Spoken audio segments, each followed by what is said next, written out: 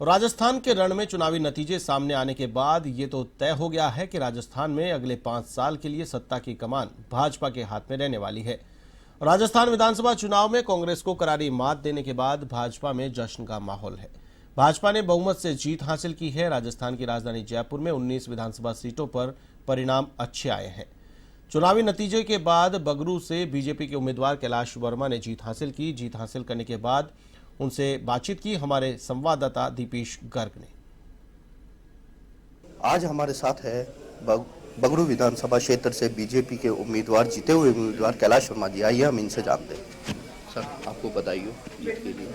आपको जनता ने विश्वास किया, किस तरह से आप देखते हैं? आपके न्यूज़ चैनल को भी मैं बधाई देता हूं कि पूरे इलेक्शन के दौरान जहां पे हमारी खबरें प्रकाशित करनी थी उनको बखूबी आप लोगों ने निभाया, और विशेषकर भारतीय जनता पार्टी की निष्ठा के अंदर जो चीज़ें गांव गरीब किसान का भला कर सकती थी उस न्यूज़ को आपने ग्रास रूट तक पहुंचाया।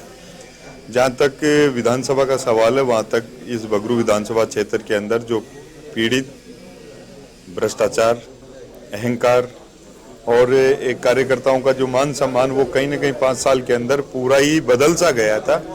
उसके ऊपर जनता ने वोट किया, मजबूती से किया। वोट की चोट के ऊपर उन्होंने ताकत दिखाई कि यही जनता है जो नीचे से ऊपर तक बिठाती है, और फिर इसकी देखभाल नहीं होती तो ये कभी कर सकती है।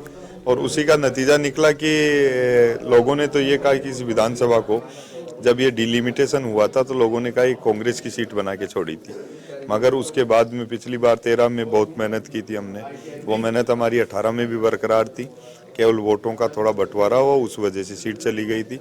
मगर अब की बार हमने उसका भुगतान किया ब्याज सहित, बड़ी मजबूती के साथ में। आप बगरू विधानसभा क्षेत्र के लिए क्या इसमें डेवलपमेंट करेंगे? देखिए, विधानसभा क्षेत्र के अंदर बहुत सारी चीज़ें थी। जैसे मैं एग्जांपल देता हूँ शहरी रोड के लिए, ये महल रोड, ये टोंक रोड को जोड़ती है, रिंग रोड को जोड़ती है, सेक्टर सड़कों को जोड़ती है, जगतपुरा पुलिया के नीचे से निकलती है। इन सभी योजनाओं के ऊपर कांग्रेस ने तो विराम लगाया। 1000 करोड़ की योजना रोकी बीसलपुर की पानी की, जो केवल गांव ढैनी को जोड़ती। रिंग रोड के ऊपर जीरो काम किया। गोनेर जगदीश महाराज का जो मंदिर था, 150 करोड़ की योजना थी, उसको रोक दिया। बगरू के अंदर एक हॉस्पिटल संचालित था CSC, उसको बंद कर दिया। तो बहुत सारी चीजें थी। मॉडल तो आप कागजों के अंदर तो मॉडल दिखा दोगे, मगर उसको धरातल पे जब तक नहीं उतारोगे, जब तक जनता इस बात को मानेगी नहीं। आने वाले समय के अंदर हमारी जो मूलभूत आवश्यकताएं थी, जो सही के अंदर एक तरीके से जिसमें गांव गरीब किसान का भला हो, उसको कांग्रेस ने रोका था। हम वापस से चालू करके जनता की भावनाओं के ऊपर खरे उतरेंगे। आप युवा नेता है तो युवाओं के लिए कुछ अलग करेंगे?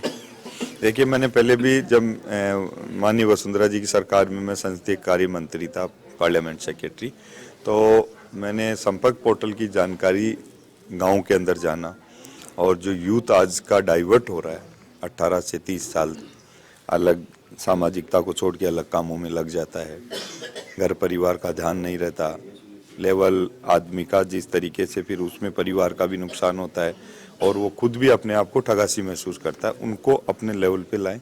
युवाओं की एक सोच क्या हो सकती है समाज के अंदर, राजनीति के अंदर, उसके ऊपर काम करें।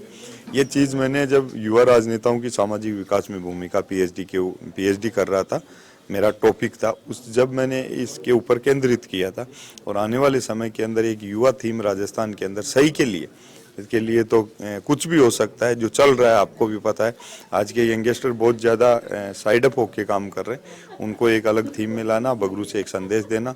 हमेशा बगरू के अंदर 2-5 महीने के अंदर एक बड़ी युवा सेमिनार हो, जिसके अंदर सामूहिकता की भी जानकारी रहे, अपने उद्देश्य की भी जानकारी रहे, और कुल मिला के इन सारी बातों का निचोड़ कि युवा इस राजस्थान की तस्वीर और तकदीर के अंदर अपनी भूमिका कैसे करे, उसके लिए काम करेंगे। इधर कैमरा में बगरू विधानसभा क्षेत्र से कैलाश वर्मा जी, मेरे साथ कैमरा पर्सन निमिचंद पांचाल के साथ दीपेश गर्ग, A1 TV जयपुर।